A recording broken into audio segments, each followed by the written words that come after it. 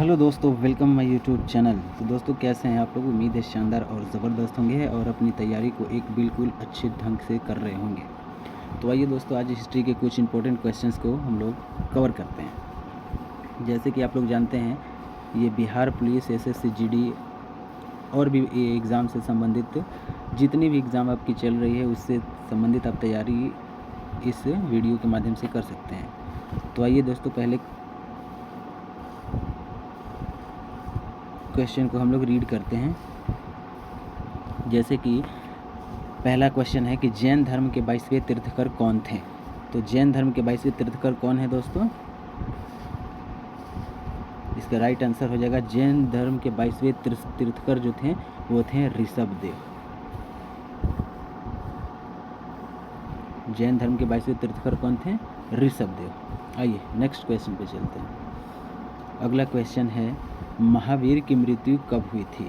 महावीर की जो मृत्यु हुई थी कब हुई थी? ऑप्शन नंबर ए 483 ईसा पूर्व में, ऑप्शन नंबर बी 465 ईसा पूर्व में, ऑप्शन नंबर सी 468 ईसा पूर्व में, या ऑप्शन नंबर डी 500 ईसा पूर्व में। तो महावीर स्वामी की जो मृत्यु हुआ था उस समय काल चल रहा था दोस्तों।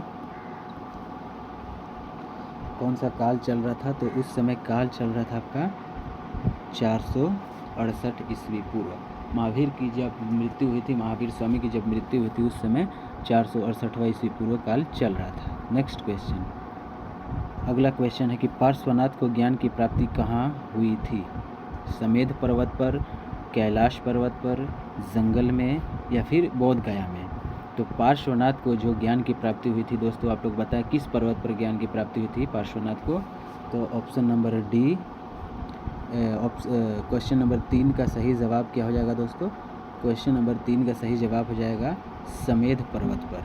पार्श्वनाथ को ज्ञान की प्राप्ति कहाँ पे हुई थी? समेध पर्वत पर पार्श्वनाथ को ज्ञान की प्राप्ति हुई थी। आगे क्वेश्चन नंबर 4, कौशल अंग की राजधानी कहाँ थी? कौशल अंग की राजधानी कहाँ थी? उज्जैन, मगध, अवध या श्रावस्ती? कौशल अंग की राजधानी कहाँ थी? तो कौशल अंग की जो राजधानी थी वो थी कहाँ पे थी? श्रावस्ती। इसका राइट आंसर हो जाएगा Shravasti. Option number, question number 5। Question number 5 कह रहा है, सीसा का सिक्का किसने चलाया था? सीसा का सिक्का किसके काल में चलाए गए थे दोस्तों? बताइए। कुषाण शासकों के शासनकाल में, सातवाहन वंश के शासनकाल में, आर्य वंश के शासनकाल में, या फिर नॉन ऑफ देम, या इनमें से कोई नहीं? तो सीसे के जो सिक्के चलाए गए थे वो आपके चलाए गए थे सातवाहन वंश के शासनकाल में। सातवाहन वंश के शासनकाल में चलाए गए थे। क्वेश्चन नंबर 5, मगध के सबसे प्राचीन वंश का संस्थापक कौन था? बताएं। मगध के सबसे प्राचीन वंश का संस्थापक कौन था दोस्तों? मगध का सबसे प्राचीन वंश का संस्थापक कौन था? मगध के सबसे प्राचीन वंश का संस्थापक कौन था? चंद्रगुप्त मौर्य था, अशोक था, या फिर बिंबिसार या बृहद्रथ? बताएं। तो मगध के सबसे प्राचीन वंश का जो संस्थापक था ऑप्शन नंबर डी बृहद्रथ था। कौन था? Option number D Brihadratha.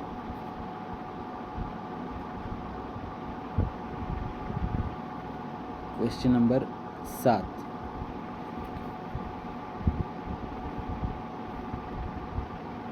Question number 7 क्या कह रहा है दोस्तों?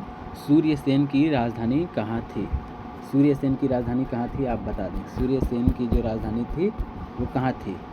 सूर्यसेन की राजधानी कहाँ थी? तो सूर्यसेन की राजधानी जो थी, सूर्यसेन की राजधानी कहाँ थी? सूर्यसेन की राजधानी जो थी वो थी मथुरा।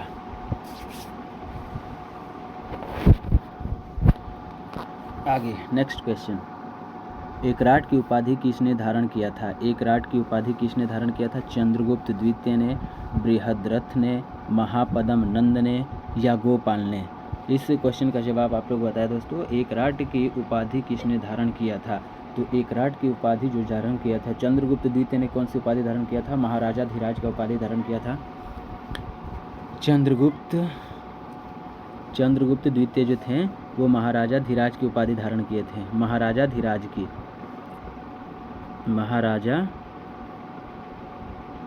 धीराज की उपाधि किसने धारण किया था? चंद्रगुप्त मौर्य ने। चंद्रगुप्त मौर्य ने महाराजा धीराज का उपाधि धारण किया था। गोपाल जो था श्रीगुप्त का ये कौन सा पाल वंश का संस्थापक कौन था? ये पाल वंश का संस्थापक था पाल वंश का संस्थापक था कौन? गोपाल।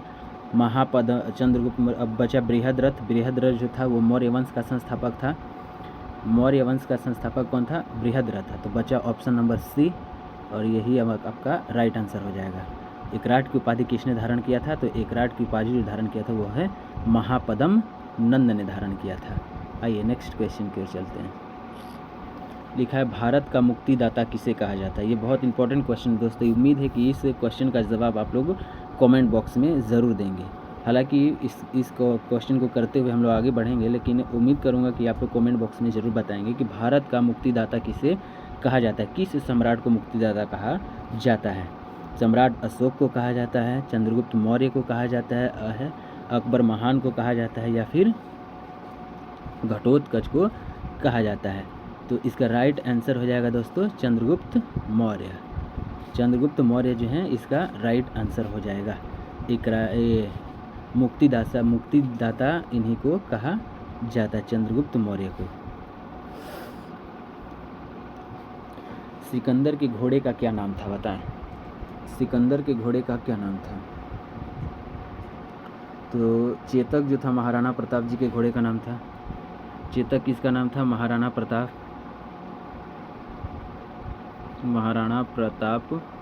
के घोड़े का नाम था चेतक। भुजंग कहा जाता है सांप का पर्यायवाची नाम है भुजंग। और काली तो काली माता को कहा जाता है। अब ऑप्शन नंबर ए बच रहा है बुका फेला। तो बुका फेला जो है इसका राइट आंसर हो जाएगा। सिकंदर के घोड़े का क्या नाम था? तो बुका फेला। अग्निकुंड के साक्ष्य प्राप्त हुई थी। कहाँ से अग्निकुंड के साक्ष्य प्राप्त हुए थे? बताएं।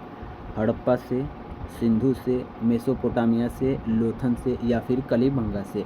तो अग्निकुंड के जो साक्ष्य प्राप्त हुए थे हमारे, वो कहाँ से प्राप्त हुए थे? अग्निकुंड के साक्ष्य प्राप्त हुए थे। अग्निकुंड के साक्ष्य कहाँ से प्राप्त हुए थे? अग्निकुंड के साक्ष्य प्राप्त हुए थे लोथन कलिबंगा से।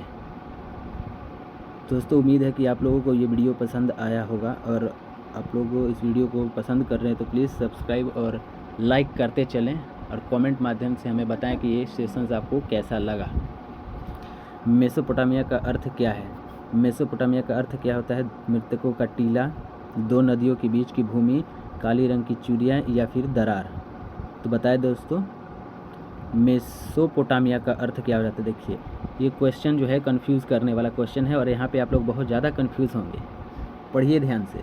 मेसोपोटामिया का अर्थ, मृतकों का टीला जो होता है मोहनजोदड़ो का अर्थ होता है। मोहनजोदड़ो का अर्थ होता है मृतकों का टीला, ठीक है। और मेसोपोटामिया का जो अर्थ हो जाएगा वो हो जाएगा दो नदियों के बीच की भूमि। दो नदियों के बीच की भूमि को मेसोपोटामिया कहा जाता है। काली रंग की चूड़िया किसे कहा गया है? इतिहास में काली रंग की चूड़िया कहा गया है किसे?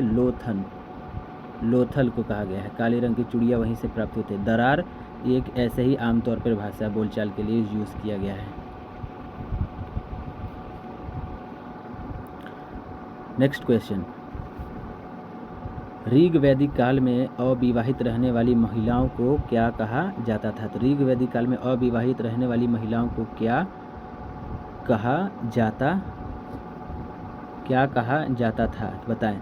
ऋग वैदिक काल में जो महिला अविवाहित रहती थी उन्हें क्या कहा जाता? मदर कहा जाता था, तराजू कहा जाता, अमाजू कहा जाता था, या इनमें से कोई नहीं? तो इसका राइट आंसर हो जाएगा दोस्तों अमाजू। गोत्र शब्द की उत्पत्ति किस काल में हुई थी? गोत्र शब्द की उत्पत्ति उत्तर वैदिक काल में, ऋग वैदिक काल में, मध्य काल में, या नवपाषाण काल में? गोत्र शब्द की उत्पत्ति जो हुआ है वो हुआ है आपका, गोत्र शब्द की उत्पत्ति किस काल में हुई थी? गोत्र शब्द की उत्पत्ति हुई थी ऋग वैदिक काल में। गोत्र शब्द की उत्पत्ति किस काल में हुई थी? ऋग वैदिक काल में। नेक्स्ट क्वेश्चन, मिस्र के राजा को क्या कहते थे? मिस्र के राजा को फ़राओ कहा जाता था। मिस्र के राजा को फ़राओ कहा जाता है। नेक्स्ट क्वेश्चन, जैन तीर्थकरों की जीवनी को क्या कहा जाता है? जैन तीर्थकर होते थे, पार्श्वनाथ, महावीर स्वामी, ऋषभदेव, ये सब जो थे, उनके सूत्रों को क्या कहा, उनके जीवनों को क्या कहा जाता था? तो उनके जीवनों को कहा जाता था कल्पसूत्री। उनके जीवनों को कल्पसूत्री कहा जाता था। नेक्स्ट क्वेश्चन और ये लास्ट क्वेश्चन है, सुदर्शन झील का पुनरुद्धार किसने किया था? सुदर्शन झील को पुनरुद्धार किसने किया था? किस राजा ने किया था? तो चंद्रगुप्त मौर्य ने, स्कंदगुप्त ने, कृष्णदेवराय ने या चंद्रगुप्त द्वितीय ने। तो इस क्वेश्चन का राइट आंसर हो जाएगा दोस्तों ऑप्शन नंबर बी, स्कंदगुप्त ने किया था। स्कंदगुप्त ने किया था सुदर्शन झील का पुनरुत्पादन। तो दोस्तों उम्मीद करता हूँ ये वीडियो आप लोगों को बहुत अच्छा लगा होगा और आपकी तैयारी बहुत अच्छी चल रही होगी। और अगर आप हमारे चैनल पर पहली बार विजिट कर रहे हैं तो हमारे चैनल को सब्सक्राइब, वीडियो को लाइक ज़रूर करते जाएं। तो दोस्तों मिलते हैं नेक्स्ट वीडियो में नेक्स्ट अपडेट के साथ, और इतिहास को आगे करते हुए हम लोग नज़र आएंगे नेक्स्ट वीडियो में। तो आज के लिए इतना ही, मिलते हैं नेक्स्ट वीडियो में। धन्यवाद।